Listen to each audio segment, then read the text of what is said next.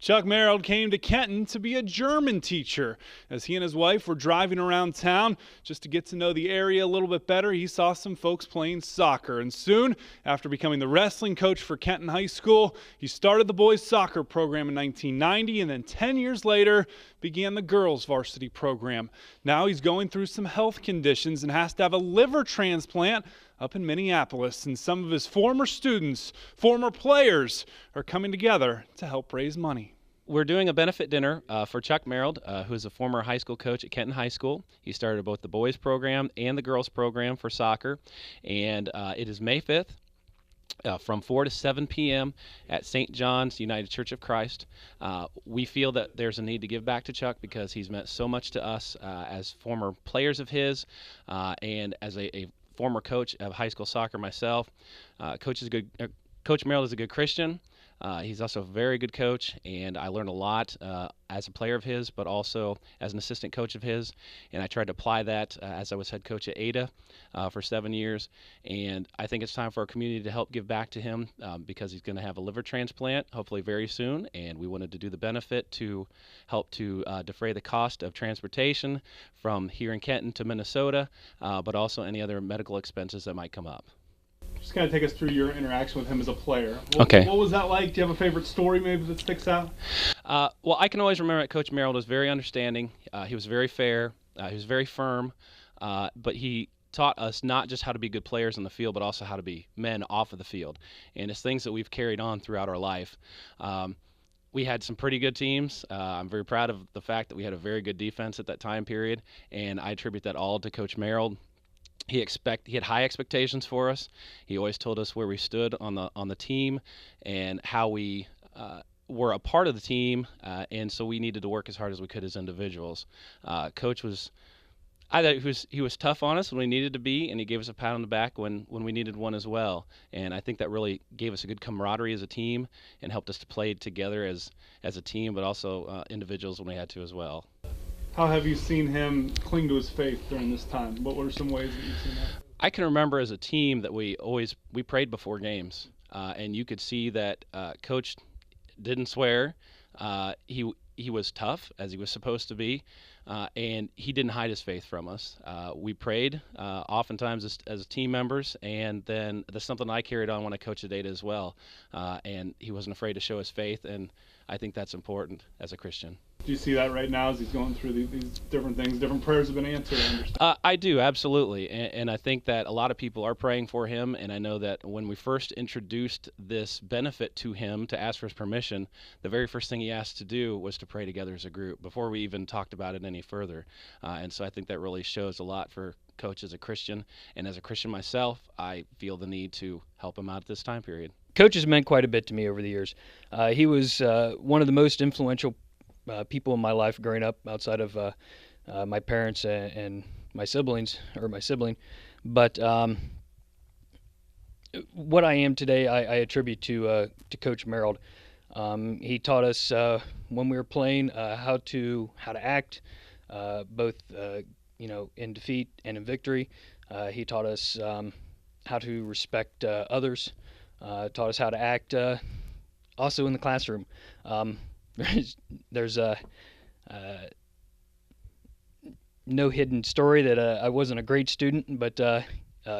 Merold would never let down on me. He'd always encourage me in the classroom, and he also encouraged you on the field.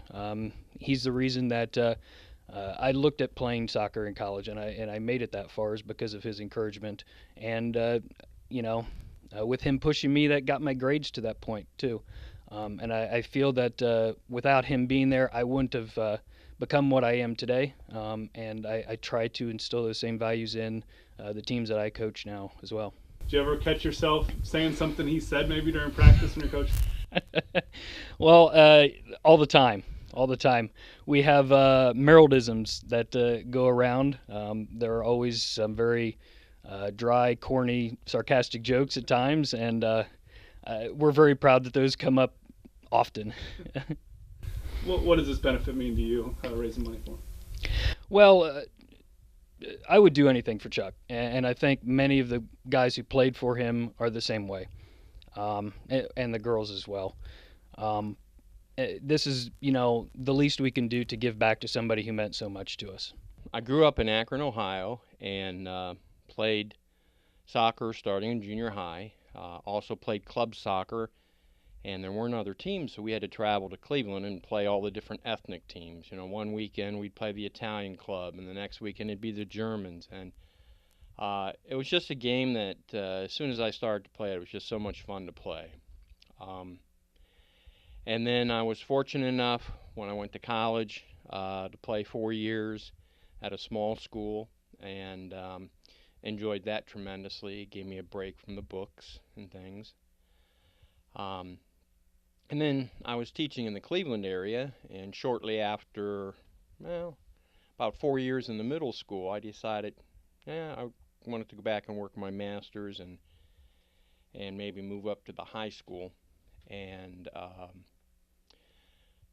what happened was I got married right in the middle of that master's degree program, and found out you can't raise a family on what they pay you for that. So I needed a real teaching job again, and the opening was here in Kenton. And I came down. At that time they were looking for a German teacher, and that was one of my specialties. And they were also looking for a wrestling coach, and I had wrestled in high school and 1 year in college. But the biggest delight I got as we were driving around Kenton looking at the place, my wife and I, next to the stadium there was a church that allowed people to play soccer in basically their backyard. There was a small field back there.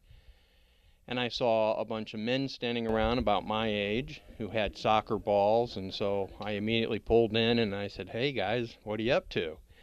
And they said, "Well, we're coaching a Y team."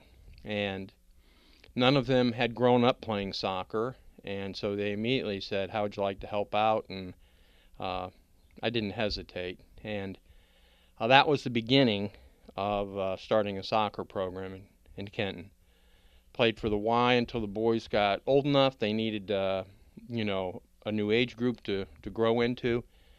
And so then we had a club team for 3 years, which many of the schools in this area were still club teams at that time.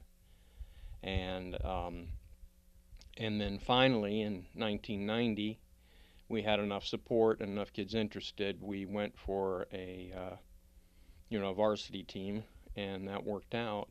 And these young men played on those teams, and so that's kind of how that all got started. What's it mean to see them continuing on in their lives, some coaching, some not, just to see their progress? Well, I think you hit the nose on the head. It's the progress that you see, and not that they had far to go. So many of them were such nice young men to work with to begin with. We had a tremendous amount of fun on the team because they all had great sense of humor. They'd pull little pranks on me, and sometimes immediately after it happened I'd be upset, but then it was so funny I had to laugh myself. And so we had a lot of fun, and the thing that I liked, and Mike had mentioned it, the camaraderie on the team. I'll give you an example. 1 year we had 27 kids on the team, and that's a lot for a high school varsity-only team.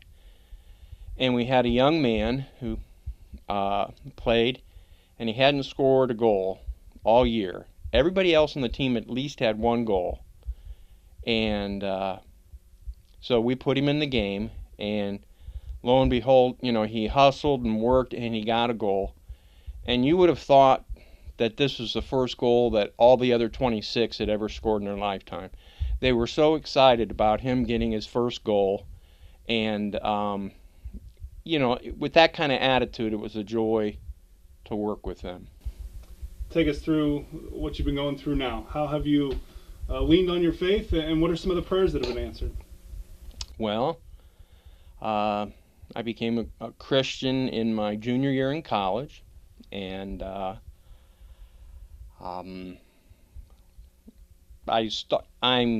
have bipolar condition, and they're not sure exactly what has caused the liver damage, but now that I look back, I think it was one of the medicines that I took for my bipolar condition. And so it's really been kind of a long time.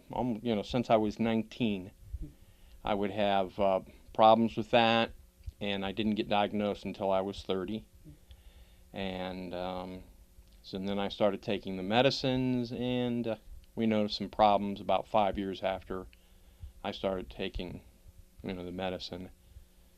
I got my first liver biopsy in '98, and some things doctors are kind of blunt sometimes. I went in after the biopsy and had an office appointment with him, and he said, "You have cirrhosis of the liver." And I didn't even really understand what that meant. And he explained it a little bit. And it's basically scar tissue in the liver that inhibits the liver from filtering the blood the way it's supposed to. And I said, "So what do we do now?" And he says, "Well, we use your liver until it gives out, and then we transplant." And that was kind of a shocker, but as it turned out, he was exactly right. So these many years down the road, and so many more medical problems and things, it's really been up and down. But my wife is a believer also, and without her help and the Lord's help, I don't think I would have made it through all these things, because there was a period of time of a couple years, every time we got a phone call from a doctor, it was, "Oh, by the way, you have this new condition," and which if you don't get it treated, it's lethal. But God has been faithful, and I have some of my favorite verses that I love to hang on to. Am I allowed to mention them? Please do. Joshua, the first chapter, when Moses has died, and God is encouraging Joshua to be strong and courageous. That whole first chapter there, he says, "I'll never leave you nor forsake you, and be strong and be courageous." Well, I've missed out sometimes on being strong and courageous, but he never has left me, I love that. Isaiah 40, towards the end, when it talks about those that, trust in the Lord, that they'll renew their strength, they'll mount up with wings like an eagle. That has really been encouraging, because it includes both young men running and walking. And just that God can take the worst situation and turn it around. And I also like the part in Romans where, what can separate us from the love of God, towards the end of the chapter, just not height nor depth, feast nor famine. I mean, it just goes on and on. And that's a comfort and a grace. If things don't work out right, I'm ready to go be with the Lord. I've had a great life. If they do work out well with the transplant and that, I'm ready to spend more time with my family and hopefully faithfully serve Him. Very special story there out in Kenton. If you would like to help, you can get a hold of Mike Steyer at Ada High School. Give him a call or stop by the benefit next Saturday. It should be an excellent time with some great stories exchanged. For WOSN, I'm Andy Lynch.